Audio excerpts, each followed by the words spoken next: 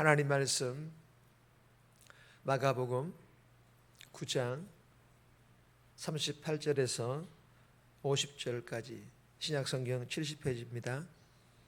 마가복음 9장 38절에서 50절, 우리 합독은 9장 38절에서 43절까지 합독합니다.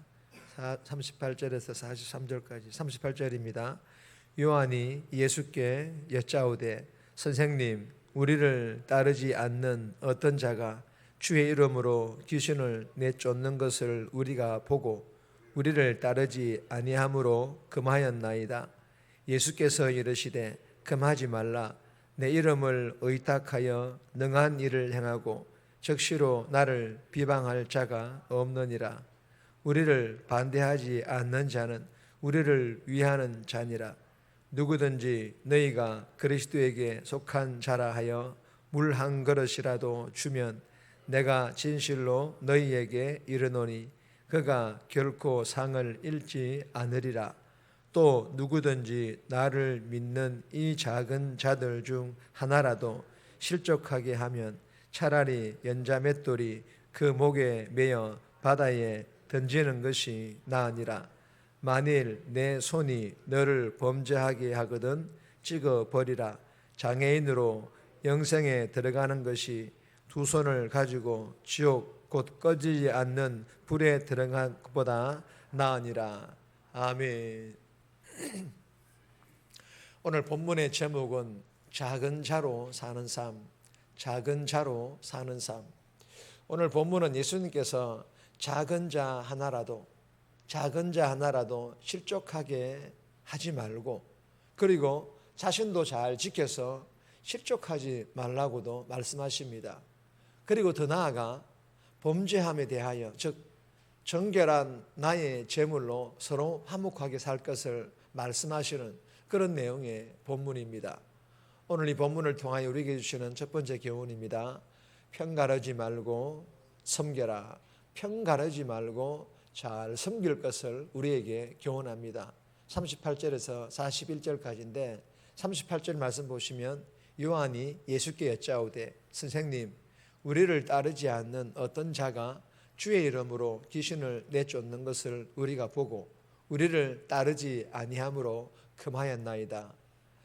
어제 새벽에 나눈 9장 34절 말씀에 보시면 길에서 서로 누가 크냐라고 쟁론하였습니다. 무슨 말입니까? 예수님께서는 지금 죽음의 길을 향해 가시는데 제자들은 누가 크냐는 자신들의 그 지위를 확보하는 길로 착각을 하고 있는 것입니다. 그리고 귀신을 쫓아내는 자신들의 그 독점적인 주의가 위협을 당하자 38절 말씀 다시 한번 읽겠습니다. 우리를 따르지 않는 어떤 자가 주의 이름으로 귀신을 내쫓는 것을 보고 우리를 따르지 아니함으로 금하였나이다. 무슨 말씀입니까? 어떤 사람들이 제자들의 독점적인 일이라 생각했던 귀신을 쫓아내는 그 일을 하고 있으니 잘못하다가는 쉽게 말하면 자신들의 밥그릇이 빼앗길 것 같다는 것입니다. 그래서 우리를 따르지 않겠다기에 금하였나이다. 즉 적극적으로 대응을 했다라는 것입니다. 자신의 밥그릇을 찾기 위해서, 잃어버리지 않기 위해서. 여러분, 화요일 새벽에 살펴본 9장 18절 말씀에 보면 제자들이 귀신을 내쫓는데 실패하자 제자들이 어떻게 합니까?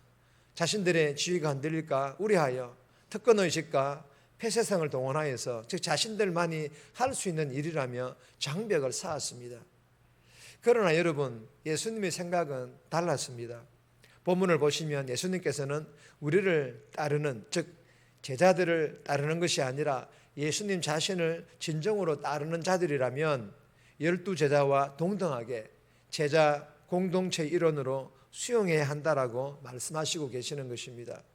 예수님께서는 귀신을 쫓는 이는 물론 제자들에게 물 한 잔 대접하는 이들까지도 12제자와 동등한 지위에 갖는다, 동등한 지위를 갖는다라고 말씀하시고 계시는 것입니다.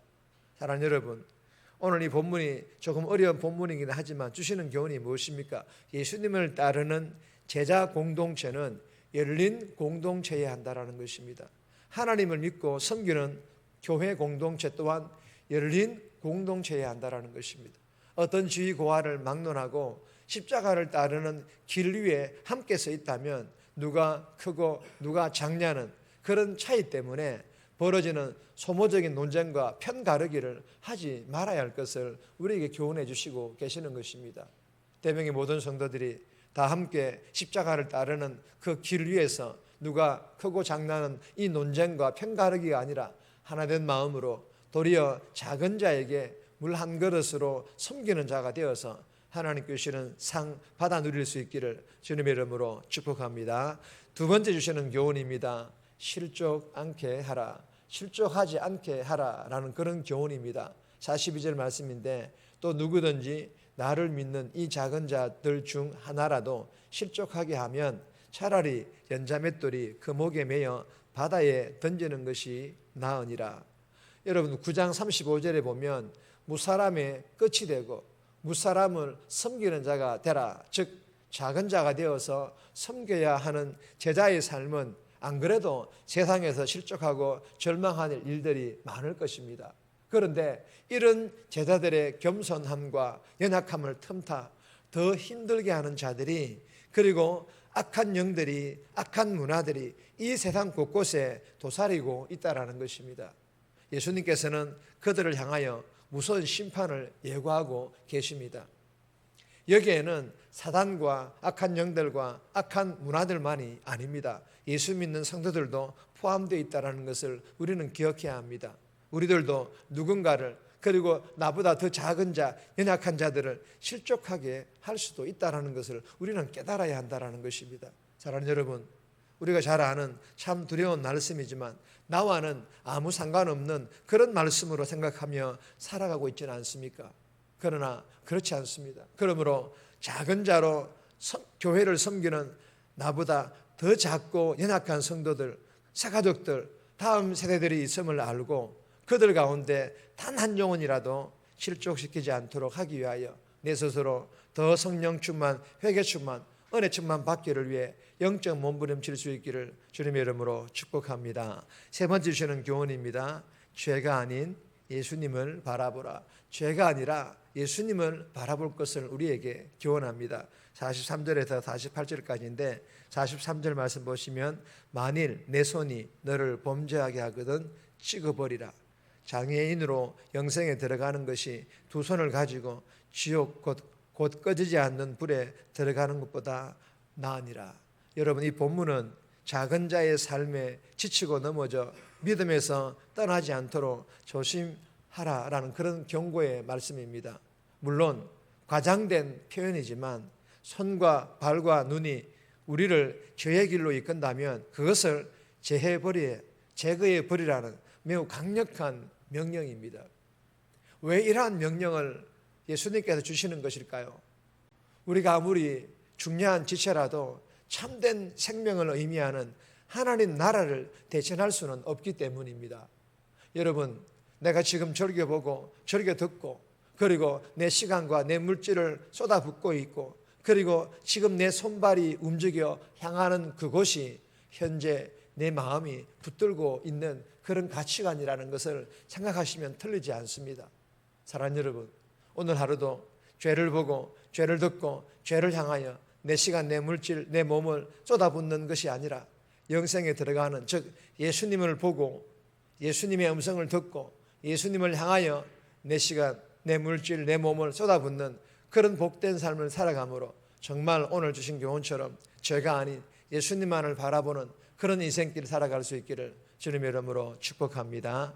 네 번째 주시는 교훈은 정원에 있습니다. 세상에 소금이 되라. 세상이 소금이 되어야 될 것을 우리에게 교훈합니다. 49절에서 50절까지인데 개인적으로 묵상하시기 바랍니다.